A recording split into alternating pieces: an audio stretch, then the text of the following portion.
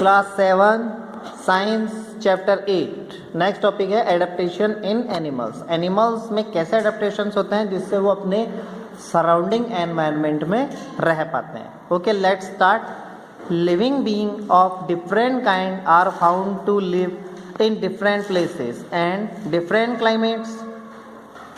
Means है कि जितने भी हमारे लिविंग ऑर्गेनिज्म होते हैं, अलग अलग टाइप्स के जो लिविंग ऑर्गेनिज्म है वो अलग अलग टाइप के प्लेसेस पे रहते हैं जहाँ अलग अलग एनवायरनमेंट होता है या अलग अलग क्लाइमेट्स होता है। If you visit a desert area, अगर आप डेजर्ट एरिया में विजिट करेंगे, you will see camel and cacti, आप कैमल्स देखेंगे और एक कैक्टस नाम का पौधा या प्लांट्स भी देखेंगे।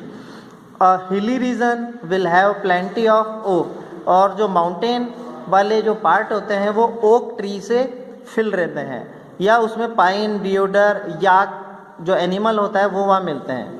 एंड अ रिवर और ए pond will house fish of various kind sand planktons, तो इसके अलावा कई मिट्टी में रहने वाले जीवों को और फिश जो होते हैं वो रिवर और पॉन्ड में या उसके आसपास रहते हैं।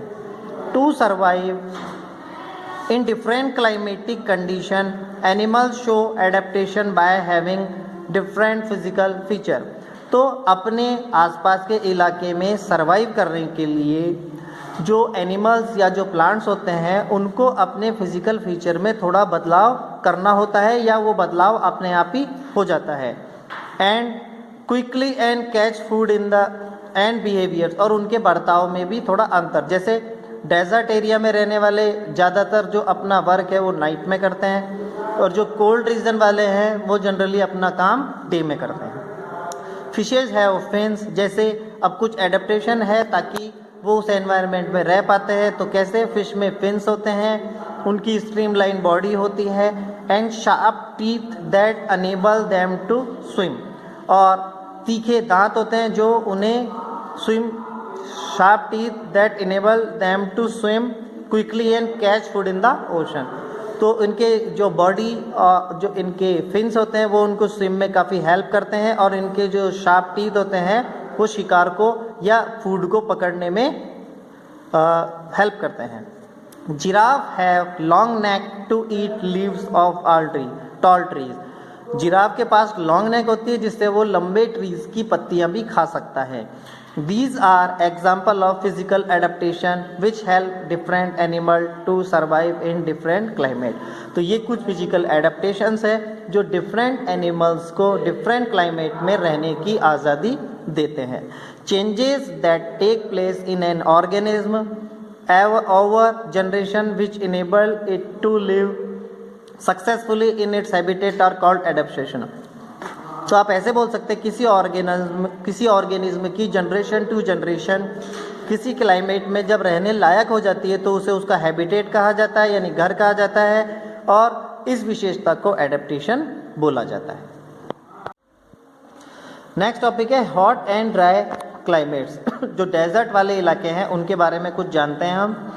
इन हॉट एंड ड्राई क्लाइमेट, सूखे और गर्म क्लाइमेट में water is scarce and animal need adaptations to conserve water.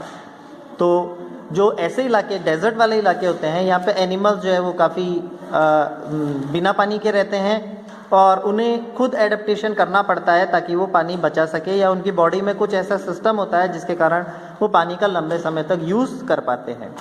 Hair most animals can get water from the plants they eat. ज़्यादातर यहाँ के एनिमल जो है वो प्लांट से ही वाटर लेते हैं जो वो खाते हैं।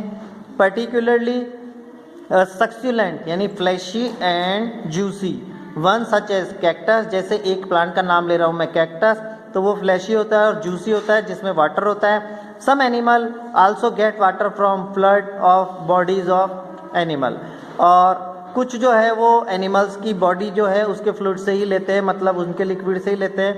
दे ईट, जो वो खुद खाते हैं, जैसे मान लो लॉयन ने डियर का शिकार किया तो वो उसकी बॉडी से जो पार्ट्स खाता है उसमें वाटर भी उसे मिल जाता है।